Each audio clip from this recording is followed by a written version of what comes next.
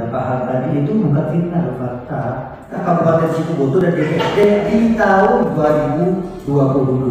Bagi saya tidak ada nilai, masyarakat yang dibebani dengan yang namanya bunga pen diukarkan kepada rakyat. Dan sampai di Situbondo di 2023 memasuki tahun baru ini ada kegaduhan sosial lagi. Kasus yang sekarang ini bertebaran di Situbondo, semua kepala desa diperiksa, beberapa kelompok masyarakat diperiksa. Hanya saat ini adalah evaluasi kinerja pemerintah Kabupaten Situbondo. Era Bupati Dadang Mulyarto itu baik, maka seharusnya di era Bupati Kanak itu lebih baik. Menilai bahwasannya pemerintahan Kabupaten Situbondo saat ini saya nilai gagal dengan pen, pengembalian dana pen. Ini merugikan terhadap Kabupaten Situbondo. Ini bukan uang Mas Hadi, bukan uang Bupati, bukan uang Bupati, bukan uang Jokowi. Terkait dengan APBDes, peraturan edaran tentang petunjuk penyusunan APBDes ini sering lambat. Harapannya ke depan bagaimana surat dari kabupaten ini lebih awal turunnya. Kami sudah sangat berharap ketika Pak Sekda di Bondowoso ada perubahan, tapi ternyata tidak ada perubahan. Tapi baru tadi pagi kami menerima petunjuk penyusunan APBDes. Ini 3 bulan atau 4 bulan gaji tidak dibayar. Saya tidak melihat bagaimana perjuangan anggota dewan kepada kami perangkat desa seperti itu. Kami ingin tindak buktinya lah.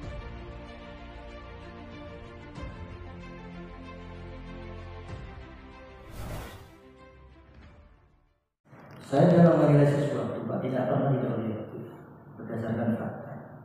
Dari beberapa hal tadi itu bukan fitnah, fakta. Itu yang saya nilai. Kenapa terus kemudian saya nyatakan bahwa kepada pemerintah Kabupaten Situbondo dan DPRD di tahun 2022. Bagi saya tidak ada nilai. Ya, karena selama 2022 kalau perpisahan ada yang berhasil, ada yang tidak berhasil, bahkan banyak yang tidak berhasil, kemudian diakhiri dengan kegaduhan sosial, terutama dalam proses hukum ini yang lagi mencuat. Terus kemudian bagaimana cerita masyarakat yang dibebani dengan yang namanya bunga pen diukarkan kepada rakyat. Makanya saya juga katakan bukan cuma pemerintah daerah, termasuk DPRD, bagi saya tidak ada nilai. Objektif dan mengacu kepada fakta. Kalau kami kemudian berargumentasi dan membantah tentang apa sudah memberitahukan kepada DPRD, itu kan pemberitahuan, tidak ada konsekuensi. Yang saya sesalkan hanya diberitahu terus kemudian dengan seragam serempak menyetujui bahwa dana bunga pen itu ditanggung oleh APBD oleh dibantu kepada tadi. Ini saya kecewa. Termasuk juga ini yang harus kemudian menjadi kekecewaan saya. Tidak apa-apa, apapun mau dibubarkan, kalau tidak manfaatkan, bubarkan saja semua. Gua sudah dibubarkan kalau dianggap tidak bermanfaat. Saya setuju. Tapi jangan dampak dengan adanya pembubaran dua busda atau pembubaran yang lain itu, hal-hal lain tetap kemudian bahkan kepada rakyat. Lu sekarang Pak, berapa miliar yang harus ditanggung oleh pemerintah Kabupaten Situbondo untuk membayar honor-honor busda yang keluar ini yang tidak jelas nasibnya. Kemudian itu 4,1 atau berapa Mas? Bukannya Pak Dito Ramajari. Kan itu tutupi, itu saya tahu. Dan rakyatnya juga jerit. Dampak mungkin dari sebuah pembubaran yang tidak dilakukan dengan cermat dan terukur. Itu. Kalau kemudian saya memberikan penilaian bahwa tidak ada nilai, itu secara kelembagaan dan akumulatif. Kalau juga diakui ada apresiasi dan sudah saya sampaikan. Tidak. Nah, sekali lagi tidak terus kemudian menyamaratakan. Itulah penilaian saya dalam memberikan kemampuan menilai kepada pemerintah Kabupaten Situbondo dan DPRD di tahun 2022. Perkara sebelumnya 2021 makanya bagus, nah enggak urus bukan sekarang kok bahasannya. Atau 2023 nanti pendidikan ditingkatkan sambil kemudian beristighfar, memohon maaf atas kesalahan kekhilafan dan perbaiki, kita akui. Dan itu penting pengakuan.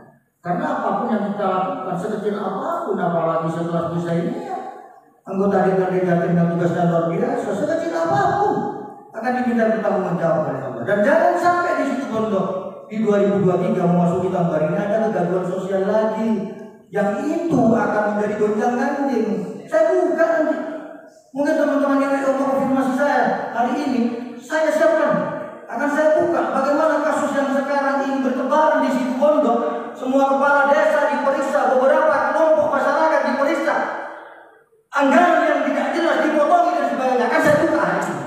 Siapa mereka yang membawa? Bahkan saya juga punya fakta, bukan fitnah. Ada stempel kepala desa dan tanda tangannya dipalsu oleh salah satu pengurus partai politik tertentu. Saya buka hari ini. Kalau tidak percaya, terima kasih. Assalamualaikum warahmatullahi wabarakatuh.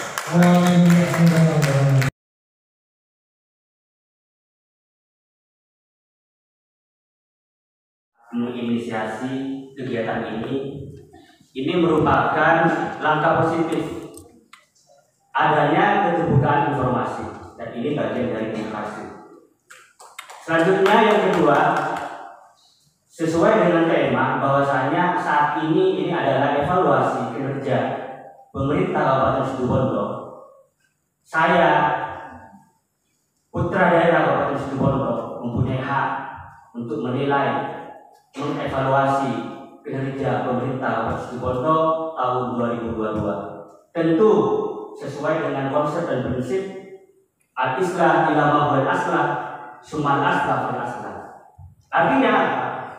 Artinya kebaikan yang berkelanjutan atau kebaikan yang berkesinambungan. Misalnya, contohnya pada tahun 2015 kinerja pemerintah itu baik, maka tahun 2016 seharusnya lebih baik. Misal era Bupati Dadang Mugiarto itu baik, maka seharusnya di era Bupati Kana itu lebih baik. Ini berkesinambungan. Oleh sebab itu, saya menilai bahwasanya pemerintahan Kabupaten Situbondo saat ini saya nilai gagal. Indikatornya apa? Dilalahnya apa? Yang pertama adalah terkait dengan dana insentif daerah. Seharusnya kalau kemarin-kemarin kan dapat dana insentif daerah, itu bentuk apresiasi dari pusat, reward dari pusat kepada kinerjanya yang baik. Tanggapi nanti Mas Hadi. Santai. Saya berbicara ini juga sesuai dengan data, sesuai dengan real. Apa saya baca? Baca. Sedikit saya baca ya. Ini angka partisipasi murni, ini nilainya E. PK mutu pendidikan, ini nilainya D. Ini banyak C, E, D, C. Nah, artinya dengan indikator ini pemerintahan saat ini gagal. Ini yang pertama. Tahun berapa itu? Tanggapi nanti. Tahun 2022 ada. Saya bisa nanti aplikasikan. Gampang nanti. Terus yang selanjutnya yang kedua, terkait dengan PEN, pengembalian dana PEN.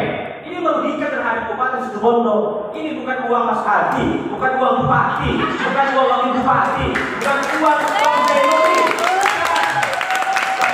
Ini uang rakyat. Saya tidak akan mau berbicara janji bupati, beberapa janji bupati, baik yang bupati ataupun jadi bupati, karena bupatinya hari saat ini. Saya maklumi. Mungkin itu saja sementara dari saya. Kurang lebihnya mohon maaf. Wallahul muwaffiq ila aqwamit thoriq. Assalamualaikum warahmatullahi wabarakatuh. Terima kasih. Banyak sekali pertanyaan masalah yang muncul. Ada yang menganggap. Ya. Yang pertama, saya menyampaikan terima kasih kepada Pak Bupati karena Pak Bupati telah menerima permohonan dari perangkat desa. Yang pertama, pada tahun 2021 dan sebelum itu, bahwa sikap perangkat desa ini melekat di ADB.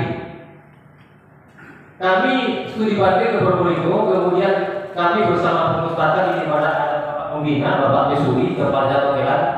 Memang saya khusus pada Pak Mesuri untuk meninggalkan ADC, khusus ngurus pasca saja, tidak usah ADC ya, biar dia ngurus pasca saja. Yang pertama, ketika kami di Probolinggo, di sana sikap tidak ada katanya dipisahkan dengan kegiatan ADD lain, sehingga ketika desa ada permasalahan dengan kepala desa bermasalah, sikap bisa dicairkan. Pada tahun 2021 ada 2 desa di Kabupaten Sibolga, ada 10 bulan tidak menerima sikap perangkatnya. Kenapa? Kepala desa bermasalah. Sehingga kami ke Probolinggo, di sana kami sampaikan pada bupati, alhamdulillah diterima sama bupati, sikap dilahirkan dari kegiatan ADD. Jadi walaupun sekarang kepala desa bermasalah, sikap bisa dicairkan. Ini perubahan untuk di perintah desa di Kabupaten Sibolga. Makanya sekali lagi saya terima kasih pada bupati. Terus yang kedua, terkait dengan APBDes, peraturan edaran tentang petunjuk penyusunan APBDes ini sering lambat. Detik-detik pada hari ini baru kami terima, padahal untuk kecamatan lagi kita sudah menyusun APBDes untuk diposting. Tadi pagi kami terima ada surat dari edaran Pak Sekda, baru hari ini kami terima, padahal kami sudah bersiap-siap untuk posting. Harapannya ke depan bagaimana surat dari kabupaten ini lebih awal turunnya. Kami sudah sangat berharap ketika Pak Sekda di Bondowoso ada perubahan, tapi ternyata tidak ada perubahan. Seperti itu. Kemudian yang kedua, petunjuknya mana? Petunjuk penyusunan APBDes ini diusahakan di awal Desember. Ini baru tadi pagi kami menerima. Iya, sama seperti itu. Kami pagi sudah siap memposting, tapi baru tadi pagi kami menerima petunjuk penyusunan APBDes. Makanya kami berharap ketika sekalian baru ada perubahan, kami ternyata sama seperti tahun sebelumnya. Terus yang ketiga, ketika kita sudah selesai APBDes per 31 Desember selesai, kami mohon bagaimana per Januari kita bisa mencairkan sikap. Tapi faktanya selama ini kami tidak bisa. Ketika Januari kita memohon sikap menjadi tangan buat atasan dari kabupaten, Perbu belum turun, Montades belum turun. Jadi kami mohon kepada Bapak Komisi 1, saya mohon maaf, karena selama ini ketika kami berdiri 3 bulan atau 4 bulan gaji tidak dibayar, saya tidak melihat bagaimana perjuangan anggota dewan kepada kami perangkat desa seperti itu. Kami ingin melihat buktinya lah. Ketika kami berdiri 4 bulan tidak dibayar perangkat desa, bagaimana? Bapak-bapak yang di bawah seperti itu. Oke, cukup Pak? Ya, sebentar dulu. Terima kasih. Oke, untuk yang pertama yaitu soal petunjuk penyusunan APBDes begitu ya. Terus yang kedua siltap itu bagaimana Januari bisa dicairkan gitu ya. Jadi oke. Selanjutnya untuk penanya ketiga dari siapa? Mas Anis. Saya hormati narasumber yang hadir pada saat ini. Tentunya pada pertemuan pada saat ini kita punya pemikiran besar dan berpikir bahwa dalam satu frame yang sama kita menilai pemerintahan pada saat ini bukan berbicara tentang subjektivitas tapi berbicara tentang objektivitas, sehingga forum ini mempunyai hasil yang sangat luar biasa untuk Kabupaten Sibolga ke depan. Selanjutnya terkait pada kesempatan pada saat ini yang kemudian yang hadir pada saat ini ada Komisi 1, sahabat Habib, ada Pak Bitola, ada Ibu Zenia, ada Pak Hambali dan ada Pak Nah tentunya pada saat ini masih belum ada pemerintah daerah yang hadir pada kesempatan pada saat ini. Jadi clear yang ingin saya sampaikan adalah terkait evaluasi pada saat ini adalah tentang legislatif. Clear ya? Karena yang hadir adalah legislatif. Karena legislatif ini bagian dari juga pemerintahan daerah Kabupaten Sibolga. Yang pertama, yang ingin saya coba tanyakan, legislatif ini adalah mempunyai fungsi sebagai legislasi, mempunyai fungsi sebagai anggaran, dan juga menjadi fungsi kontrol. Pemerintah daerah, Pemda maupun DPRD, eksekutif maupun legislatif tidak bisa berjalan sendirian tanpa adanya peran dari legislatif untuk menerapkan semuanya. Satu itu. Nah, teringat kemarin yang pernah menjadi sebuah opini di media maupun menjadi opini publik, pernah disampaikan Bapak narasumber salah satunya Pak Kolan, pernah disampaikan bahwa adanya sebuah kebijakan pemerintah untuk membangun sebuah akses jalan di Merak. Dan ini pernah disampaikan di media sosial dan menjadi opini publik bahwa jalan yang dibangun ini tidak mempunyai fungsi sama sekali. Dan ini masih ada media yang kemudian itu yang menuliskan. Ini dalam rangka mengkritisi anggota dewan ya. Dalam fungsi legislasinya ini ya, dari 3 fungsi tersebut. Oke, lanjut. Bagi kami kemarin pernah melakukan sebuah survei pada masyarakat di sana. Tentunya jalan ini menjadi dampak yang sangat positif terhadap masyarakat di sana. Pertama, yaitu masyarakat dalam adanya dibukanya akses jalan tersebut ini bisa mengurangi kos pengangkutan jalan, pengangkutan truk dan lain sebagainya. Yang biasanya pernah di sana kalau satu kalau dijual itu masih menggunakan angkutan sekitar 150.000 mengangkut ke daerah lain. Yang kedua, orang yang di sana untuk mendapatkan akses ke pelayanan kesehatan ini masih bingung ketika masih belum ada jalan, sampai harus orang mau melahirkan itu harus naik sepeda motor menggunakan sepeda motor. Artinya itu bermanfaat gitu ya. Bermanfaat. Nah, dengan pernyataan tersebut karena ini sudah menjadi sebuah opini publik, apa kemudian dasar sebagai anggota DPR di dalam 3 fungsi tersebut, kenapa kemudian memunculkan opini yang seperti itu? Terima kasih. Oke, terima kasih. Ini harus dijawab nanti. Iya. Oke. Ya begini, ini kalau diskusi temanya umum, jadi acak kontak. Ini mau persoal desa, ini Polda, ini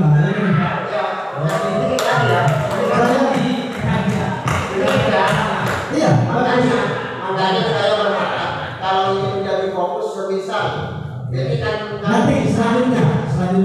kebutuhan masyarakat lah. Jangan pada saat ini yaitu tentang Cukup ya. kesehatan ekonomi. Nah, sudah paham maksudnya. Cukup ya. Cuman kalau pertanyaan atau tanggapan tidak langsung dijawab, bersabar ya, karena ada manfaatnya nanti. Ya. Satu lagi dari peserta Mas ya. Silakan. Oke. Ya, silakan. Mas, monggo. Assalamualaikum warahmatullahi wabarakatuh. Terima kasih atas waktunya, sahabat-sahabat, bapak ibu semua yang hadir pada saat ini. Nama saya HBP. Bapak-bapak, ibu-ibu semua yang hadir pada saat ini, yang tidak bisa saya sebutkan satu persatu, tapi tidak mengurangi rasa saya kepada kalian semua. Berangkat dari asas kebersamaan dan asas demokrasi.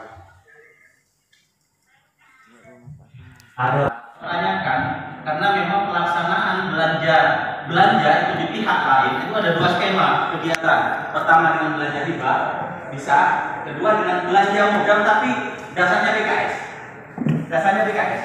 Nah, ketika saya mempertanyakan legal formal dari kegiatan itu untuk membangun belanja modal di pihak lain, itu saya pertanyakan, OPD itu tidak bisa menunjukkan apa tujuan saya pribadi, tujuan kami mempertanyakan itu. Pertama, jangan sampai kegiatan itu bermasalah dengan hukum, itu satu.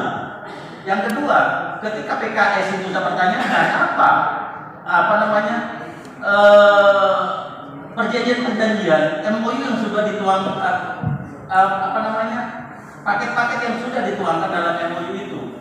Nah, sehingga ketika ini benar-benar ada, maka tidak hanya infrastruktur yang kita bisa bekerja sama, tapi ada OPD lain yang bisa masuk, seperti misalnya pelayanan kesehatan, pelayanan pendidikan kan bisa masuk, tetapi waktu itu tidak mampu menunjukkan itu, sehingga apa manfaat yang didapat ketika pemerintah daerah itu belanja dengan anggaran yang begitu besar, tetapi kami tidak bisa melihat dampaknya, tidak bisa melihat manfaatnya, baik itu secara sosial maupun secara politis, apapun itulah, maka kami bersuara seperti itu. Tujuannya apa? Bagaimana pemerintah daerah mampu menunjukkan itu kepada kami. Sampai hari ini belum ada itu, belum ditunjukkan kepada kami. Itu Mas Anies mungkin bisa, kalau belum jelas nanti bisa ngobrol santai lah. Saya setiap hari sudah puas Mas. sudah puas ya. Dan ke depan saya berharap bagaimana apa yang memang dari awal saya sampaikan, saya memang ada rasa sayang kepada pemerintah daerah, kepada daerah ini, bagaimana pemerintah daerah ke depan ketika merumuskan sebuah kebijakan yang dampaknya itu kepada sebuah karya itu benar-benar bermanfaat kepada masyarakat, karya itu benar-benar ada dampaknya terhadap sebuah jawaban. Mungkin untuk menjawab sebuah permasalahan, misalnya masalah stunting ini menjadi sangat ngeri lah, sangat miris kita kalau lihat kejadian masalah stunting, masalah pengangguran, masalah kemiskinan, kita masih di bawah normal lah. Ke depan bagaimana itu pemerintah daerah bisa membangun kolaborasi dengan masyarakat, membangun partisipasi masyarakat sebagai partisan, membangun sinergitas gitu ya yang terpenting. Bagaimana pemerintah daerah itu sebagai abdi masyarakat, sebagai pelayan masyarakat mampu memberikan pelayanan yang tertinggi, sehingga pemerintah daerah itu sebagai administrator, tapi polanya itu konsultasi. Jangan polanya sosialisasi, ini kan tidak baik lah. Karena hidup berdemokrasi itu harus bisa dari rakyat, oleh rakyat, dan untuk rakyat. Itu. Dan bagaimanapun banyak hal yang memang perlu saya sampaikan, tetapi karena waktunya ini sangat mepet sekali, seperti pengelolaan keuangan daerah, bagaimana realisasi anggaran baik tahun 2021 sampai di tahun 2022 ini sangat kecil sekali, tidak begitu maksimal. Kemarin itu silpanya sampai hampir 400 miliar. Hari ini saya prediksi itu bisa 400 lebih. Saya sampai sudon bagaimana pola penganggaran ini sampai kira-kira ini sampai ada pola yang saving anggaran, memang merencanakan kesalahan sehingga silpan ini memang dibuat gitu loh. Kenapa itu saya berbicara seperti itu? Karena di semester pertama saja anggaran silpa itu sudah dipakai 182 miliar. Ini kan nggak masuk akal. Sebenarnya TAPD kalau misalnya mau memaksimalkan realisasi, karena ini masih di bulan 6, silpa itu jangan dipakai. Tapi OPD yang berpotensi silpa didorong bagaimana realisasi kegiatan, realisasi program itu bisa terselesaikan. Tapi malah ini ditarik silpanya, dipakai untuk tahun berikutnya. Ini ke depan saya juga berharap kepada senior saya Bu Zai untuk bisa lebih berkontribusi lah kepada pemerintah daerah, lebih mengkreasi pemerintah daerah, bagaimana mekanisme tata kelola birokrasi itu sesuai skema aturan perundang-undangan, sehingga di masing-masing OPD itu jabatan struktural itu punya kemampuan, punya kompetensi, punya kapasitas untuk merealisasikan anggaran. Mungkin ini yang bisa saya sampaikan. Terima kasih. Assalamualaikum warahmatullahi wabarakatuh. Waalaikumsalam.